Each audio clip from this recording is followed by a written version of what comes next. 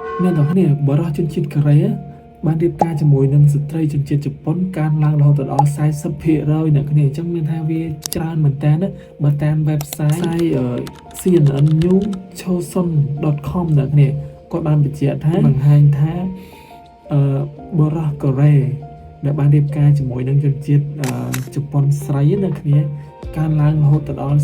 40% ហើយបើតាមទៅមើលមួយទៀតអ្នកគ្នាទៅនឹងស្ថិតិរបស់កូរ៉េឈុនស៊ូអ៊ីលប៊ូអ្នកគ្នាគឺអត្រាកើនឡើងហ្នឹងគឺខ្លាំងមែនដោយសារតែឆ្នាំ2023ហ្នឹងបរិសុទ្ធជនជាតិកូរ៉េហ្នឹងបានរៀបការជាមួយនឹងស្ត្រីជនជាតិជប៉ុនហ្នឹងរហូតដល់ 40.1% ហើយចំពោះ2024បរិសុទ្ធជនជាតិកូរ៉េហ្នឹងបានរៀបការជាមួយនឹងជនជាតិជប៉ុនហ្នឹង 40% អញ្ចឹងវាខុសគ្នា 0.1% តិចតួចយ៉ាងនេះប៉ុន្តែវាមានអារម្មណ៍ថាវាច្រើនប៉ុន្មានព្រោះអីពីជនជាតិមួយការទៅជាមួយនឹងជនជាតិរៀបអាពាហ៍ពិពាហ៍ជាមួយនឹងជនជាតិមួយទៀតអញ្ចឹងវាពិតជាច្រើនមែនតើអញ្ចឹងវីដេអូនេះខ្ញុំចែកម្លែកតែប៉ុណ្ណឹងនេះគ្នាតើតើនឹងបរិសុទ្ធជនជាតិកូរ៉េរៀបការជាមួយជនជាតិស្ត្រីជប៉ុនអញ្ចឹងណារហូតដល់ 40% អញ្ចឹងវីដេអូនេះមានប៉ុណ្ណឹងទេអរគុណបាយបាយ